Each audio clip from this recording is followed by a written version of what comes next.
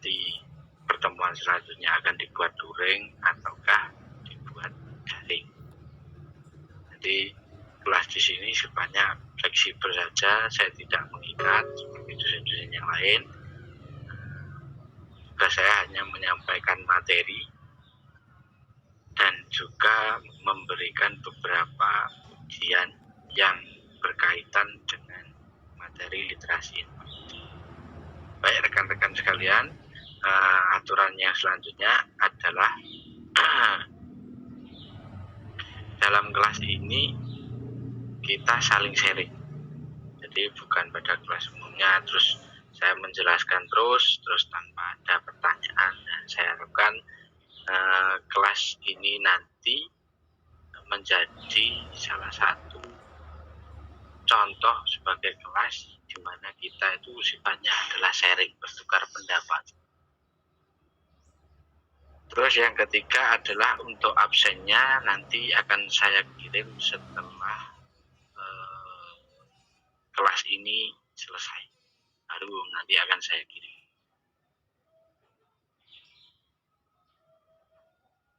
Paham sampai di sini?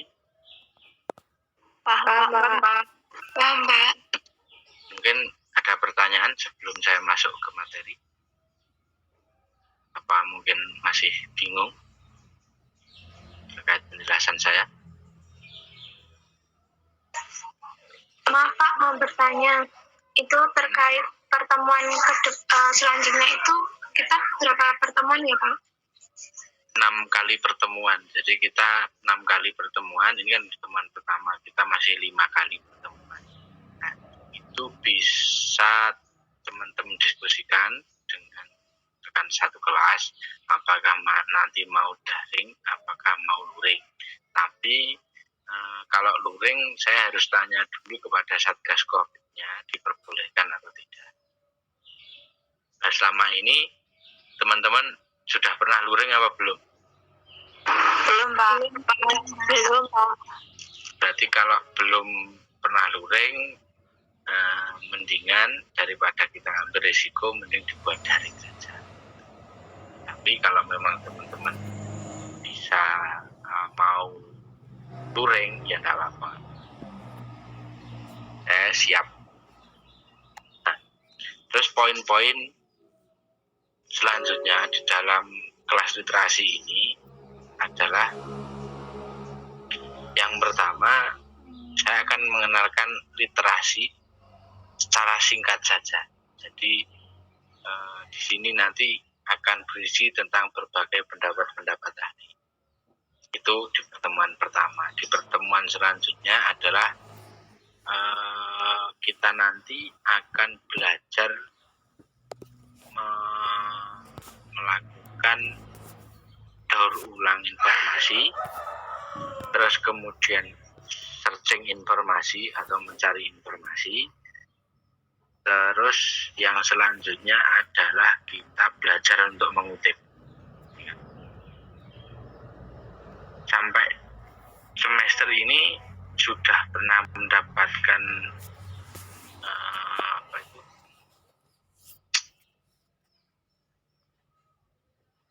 pelajaran tentang mengutip, mensitasi.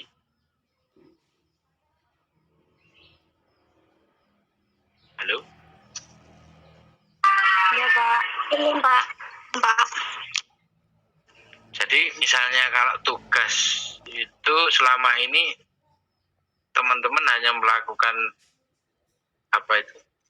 menduplikat atau tahu formatnya seperti ini format jurnal, ini formatnya artikel, ini formatnya roasting. Itu berarti selama ini teman-teman ketika membuat tugas ya hanya sesuai niru dengan teman-teman lain.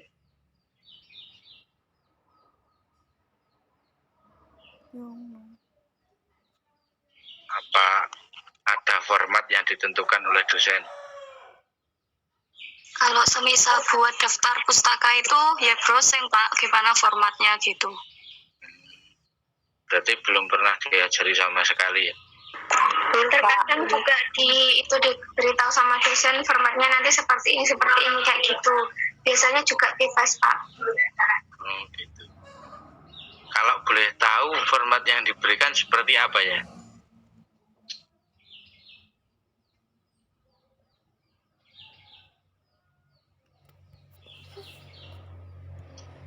Ya, Itu gimana Pak?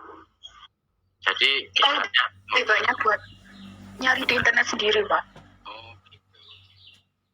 Jadi kita cari tahu daftar pustaka yang benar itu seperti apa penulisannya, seperti itu.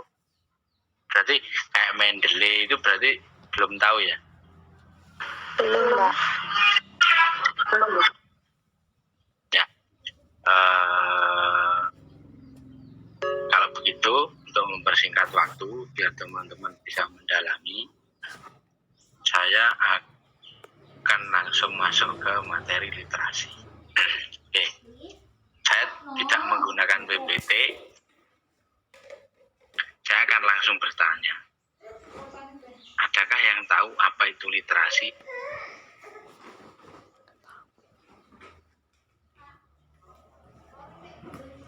Literasi itu tidak sekedar hanya membaca saja, tapi juga bagaimana penulisan yang baik dan cara pengungkapannya yang baik, Pak. Oke.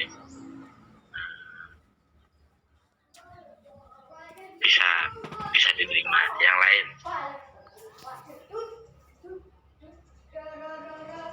Yang lain? Saya harapkan ini kelas ini saya bentuk bukan seperti saya dosen, Anda mahasiswa, Anda mendengarkan saya, enggak. Tapi kita di sini adalah saling sharing, saling tukar informasi. Karena apa? Ya, itu adalah salah satu dari fungsi literasi itu di situ. Tapi sebelum masuk ke fungsi, teman-teman harus tahu definisinya terlebih dahulu. Mungkin yang lain, Mbak Susi, Mbak Alfi, Mbak Novita, atau Mbak Risna.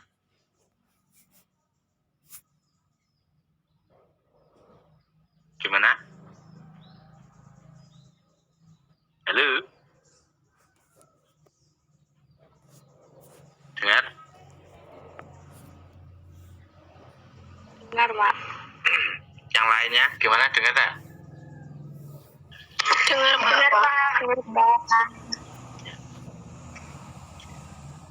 Jadi seperti yang dikatakan oleh Mbak Dona, itu adalah salah satu definisi dari literasi. Jadi bukan hanya membaca, tapi juga bisa menulis. Tetapi secara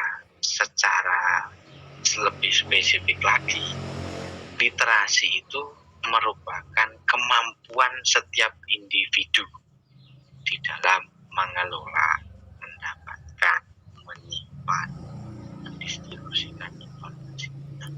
Pertanyaannya, sejauh mana Anda selama menjadi mahasiswa tahu tentang informasi?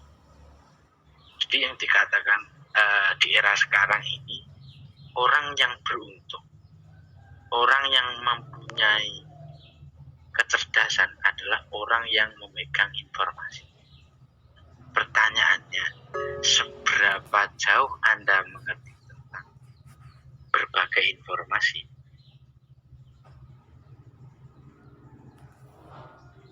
Mungkin ada yang mau menjawab? Seberapa jauh?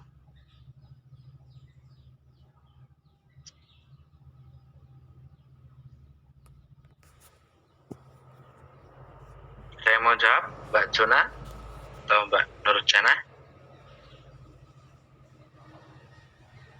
Dengar tidak suara saya? Dengar Pak. Nah, sekarang Mbak Nurjana, seberapa dalam Anda mengetahui tentang informasi selama Anda masuk universitas sampai sekarang mau lulus? Maksudnya bagaimana Pak? Jadi yang namanya literasi itu adalah kemampuan individu seperti yang saya katakan. Semakin banyak orang itu mengetahui informasi, berbagai informasi, maka dia akan pegang kendali. Oh, saya tahu tentang Misalnya bidang akuntansi, saya tahu juga tentang bidang manajemen, saya tahu tentang bidang hukum, saya tahu tentang bidang teknologi informasi. Itu yang dikatakan orang itu menguasai informasi. Menguasai itu bisa dikategorikan juga dia menguasai hanya untuk kepentingan untuk mendukung keilmuannya, ataukah dia menguasai secara penuh. Nah, itu beda. Misalnya teman-teman yang kuliah di jurusan akuntansi itu kan menjadi pokok ilmu dari teman-teman yang digeluti saat ini. Tetapi yang namanya akuntansi itu kan berhubungan dengan manajemen, berhubungan dengan hukum, berhubungan dengan politik, berhubungan dengan teknologi informasi. Nah, jadi yang saya maksud di sini, informasi di sini adalah menguasai beberapa jenis informasi di luar dari keilmuan yang Anda kuasai saat ini. Jadi itulah kenapa orang yang disebut cerdas saat ini itu adalah orang yang pegang informasi. Dengan informasi, orang tersebut akan pegang kendali. Kenapa Pak kok bisa pegang kendali? Iya, karena semakin dia banyak informasi, maka semakin banyak juga referensi dia. Dia tahu berbagai hal, dan itu menjadi sebuah peluang. Nah, peluang itu bisa digunakan sebagai salah satu, misalnya contohnya, sebagai salah satu usaha, sebagai salah satu modal untuk membuat salah satu usaha atau berbagai usaha. Jadi itulah definisi singkat tentang literasi. Kemudian, ya kan, yang tidak kalah pentingnya adalah bahwa literasi informasi itu di era sekarang itu digalangkan atau diwajibkan di semua universitas. Tetapi literasi yang dimaksudkan di universitas atau yang diwajibkan di universitas ini lebih spesifik kepada literasi di dalam penulisan karya ilmiah. Seperti yang saya sampaikan tadi, bahwa individu yang menguasai berbagai informasi maka akan menjadi leader atau akan menjadi penguasa. Dalam artian penguasa di sini itu bukan penguasa di dalam otoritas, tapi penguasa di dalam dia bisa menciptakan peluangnya sendiri dengan berbagai informasi. Akan tetapi karena di universitas luarannya atau outputnya adalah karya ilmiah, maka literasi di sini lebih ditekankan kepada penulisan karya ilmiah. Nah, untuk menuju ke sana, untuk menuju ke penulisan karya ilmiah, ada beberapa tahapan-tahapan yang perlu dilakukan atau proses-proses yang perlu dilakukan. Nah, salah satunya adalah teman-teman mengetahui dulu apa itu literasi informasi. Ketika teman-teman sudah menguasai apa itu literasi informasi, maka langkah selanjutnya adalah teman-teman harus tahu tujuan dan manfaatnya literasi itu apa sih? Apa, Pak? Manfaatnya apa? Jadi manfaat dari literasi informasi itu yang pertama adalah khususnya ini literasi di sini saya batasi dulu. Literasi yang dimaksud di sini itu adalah literasi yang berhubungan dengan karya ilmiah. Jadi literasi ini saya persempit dulu. Terus manfaatnya apa, Pak? Nah, menurut salah satu pendapat ahli itu ada beberapa jenis keterampilan informasi. Keterampilan tersebut itu ada 6. Yang pertama adalah tool literasi. Tool literasi itu adalah kemampuan memahami teknologi informasi secara konseptual dan secara praktikal. Contohnya apa? Misalnya menggunakan gadget, menggunakan perangkat lunak, menggunakan perangkat keras, menggunakan perangkat lunak seperti apa. Misalnya kalau di akuntansi SPSS itu salah satu tujuan dan manfaat literasi, ya. Anda menguasai tools atau menguasai alat informasi. Terus yang nomor 2 adalah resource literasi, atau bisa dikatakan sebagai salah satu kemampuan memahami bentuk, format, lokasi, dan cara mendapatkan sumber daya informasi. Yang lebih utama itu di jaringan informasi yang saat ini terus berkembang. Jadi teman-teman harus tahu, misalnya mencari sebuah jurnal. Jurnal ini jenisnya jurnal apa? Terus misalnya jurnal ini jurnal terakreditasi. Kenapa terakreditasi? Alasannya apa? Jadi teman-teman memunculkan pertanyaan ketika mendapatkan satu informasi, munculkan berbagai pertanyaan dalam pikiran Anda. Karena pada intinya adalah tujuan dan manfaat literasi itu mempermudah. Jadi mempermudah menghubungkan satu informasi dengan informasi yang lain. Nah, yang kedua itu, yang ketiga adalah social structure. Struktur sosial literasi. Bisa dikatakan sebagai salah satu pemahaman tentang bagaimana cara mendapatkan informasi dari berbagai pihak di lingkungan masyarakat. Nah, misalnya saat ini eranya adalah era pandemi. Pola literasi setiap individu pasti akan berubah, dan pergerakan informasi pun berbeda ketika saat pandemi atau sebelum pandemi. Pergerakan informasi di era sekarang itu sangat cepat.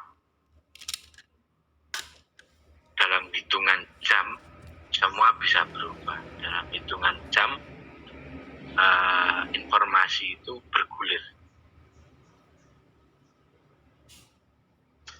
Jadi social structure informasi atau struktur sosial literasi yang ketiga. Yang keempat adalah publikasi literasi. Jadi publikasi literasi itu adalah kemampuan untuk menyusun dan menerbitkan publikasi ide ilmiah pada kalangan masyarakat dengan memanfaatkan perangkat lunak dan juga internet. Nah, ini yang nantinya teman-teman akan lakukan. Yang selanjutnya adalah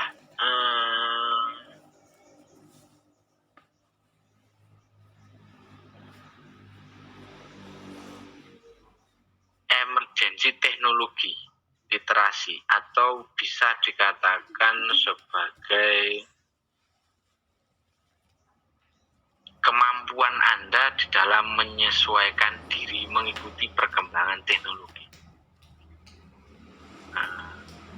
Jadi seperti ini. di sini itu kan lahir tahun sekitar 99 sampai 2001 atau 2002 ya. Iya, Pak. Di era itu teman-teman melalui masa transisi. Jadi tahun 2000 itu dikatakan tahun milenial.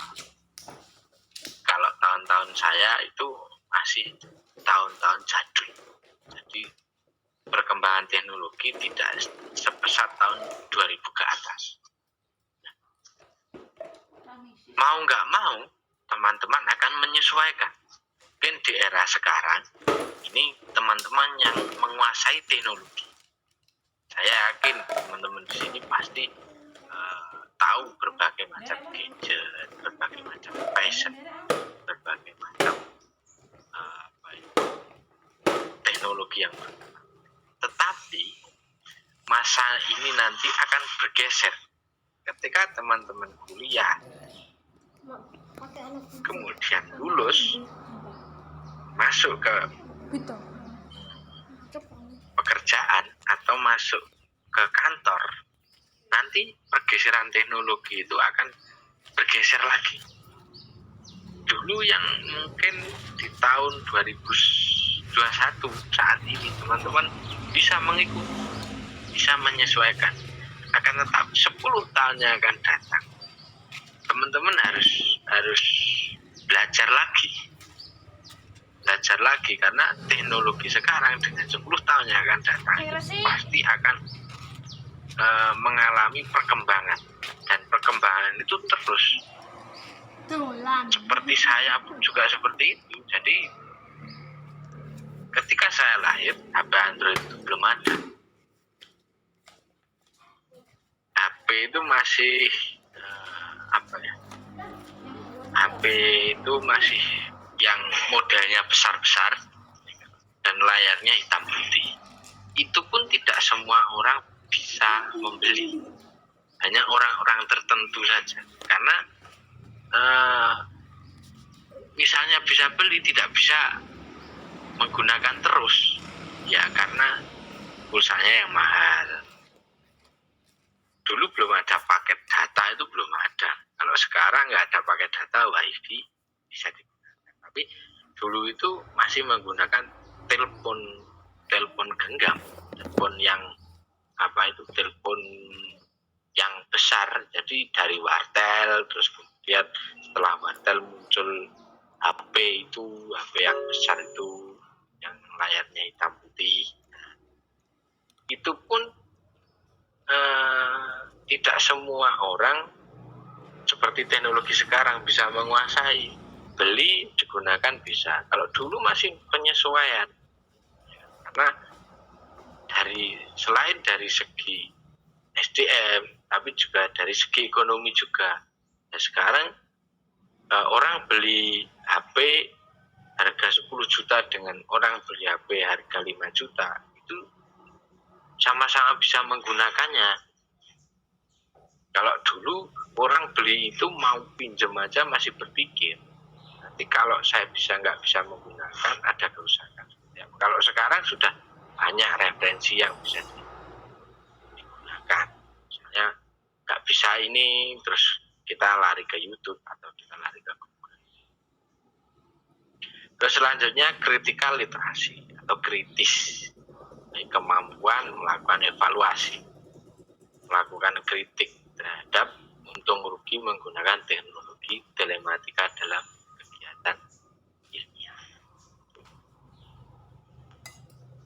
Ya, jadi 6 itulah sebagai dasar. Ketika Anda sudah mengetahui definisi sebuah literasi informasi, maka Anda harus tahu tujuan dan manfaatnya.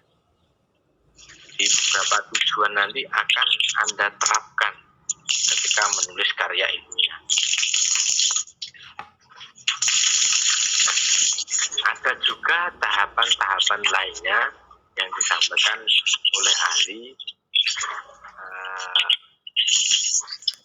Keterampilan literasi itu diantaranya adalah dapat mendefinisikan kebutuhan informasi.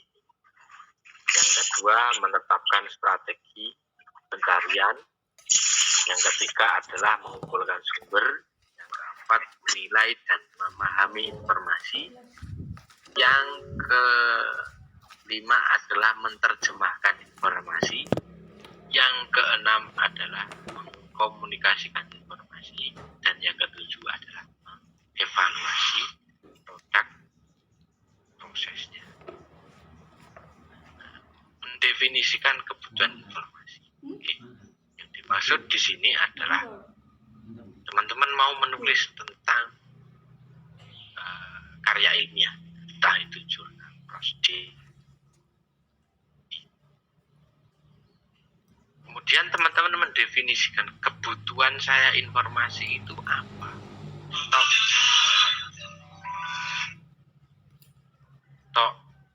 Topik saya yang akan saya tulis itu apa.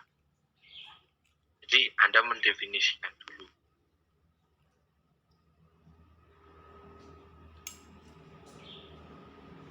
Paham sampai sini?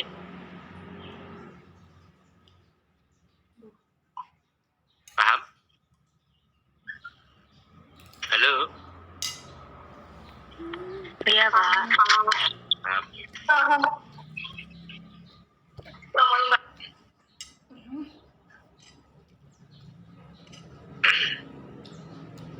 Sebelum saya lanjut mendefinisikan kebutuhan informasi, sudah tahu apa belum? Apa perbedaannya skripsi, prosedik, artikel sama jurnal? Tahu enggak?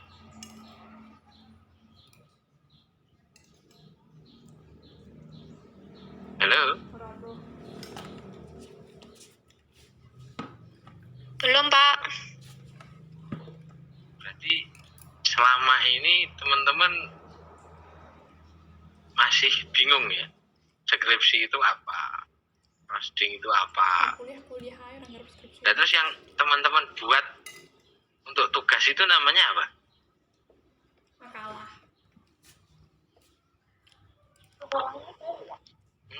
Artikel ya, Pak? Oke, Makalah. artikel. Yang lainnya? Proposal.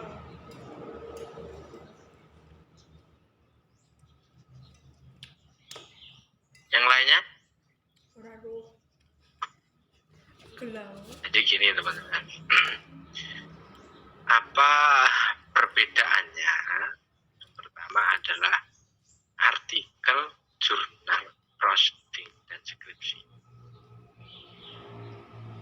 Artikel adalah karya tulis yang dibuat secara sistematis.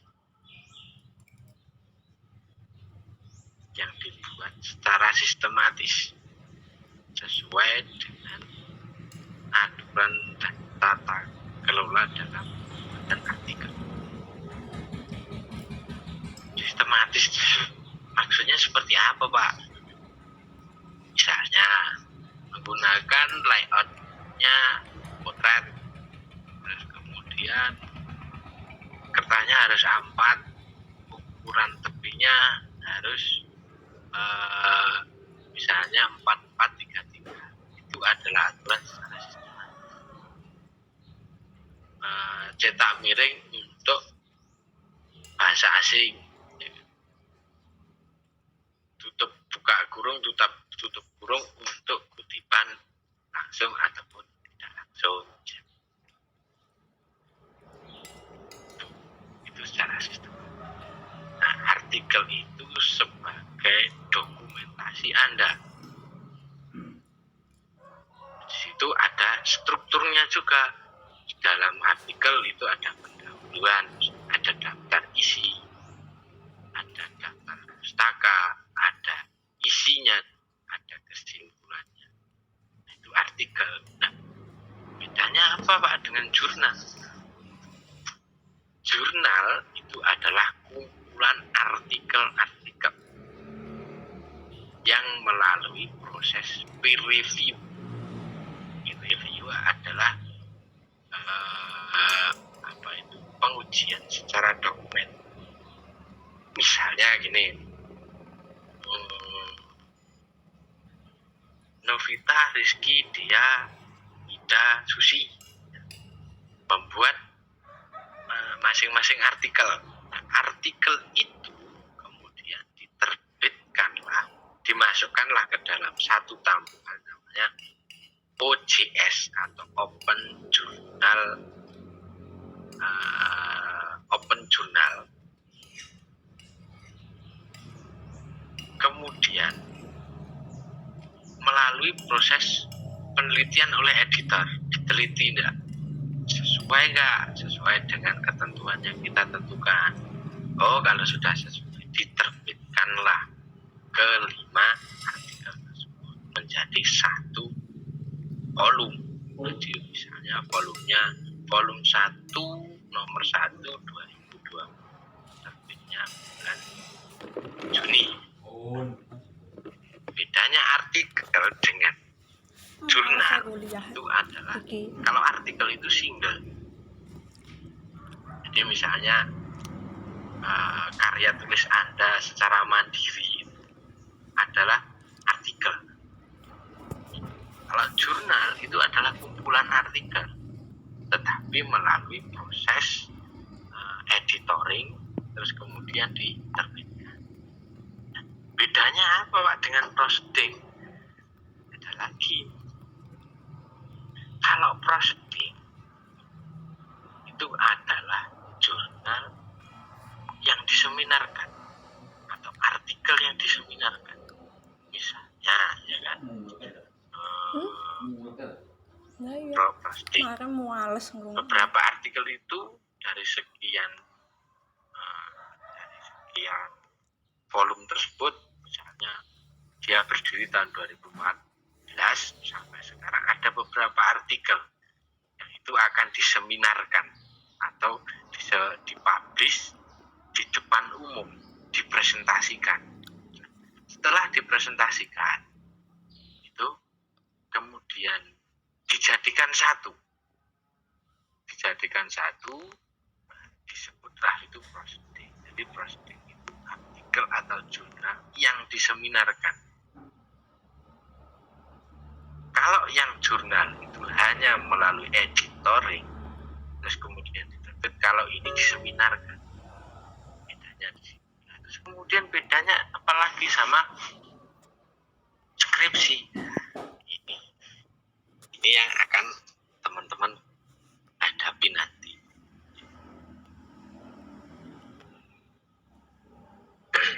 Sebenarnya output dari kelas ini ya, mungkin ya, ini hanya pemikiran saya. Outputnya untuk teman-teman, saya bisa menulis ya, sebentar ya, ada panggilan. Ya Pak.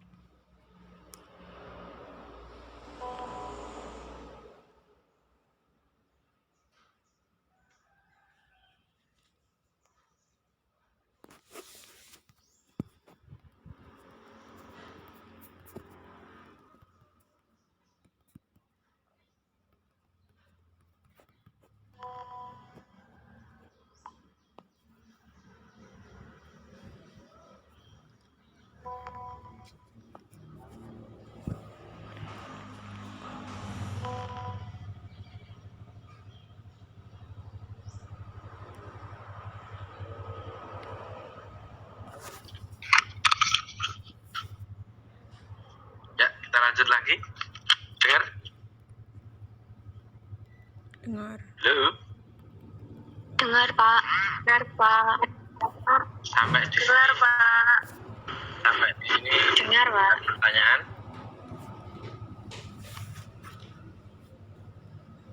Apa pusing, apa bingung? Silahkan sampaikan aja Pak. Saya bingung, Pak.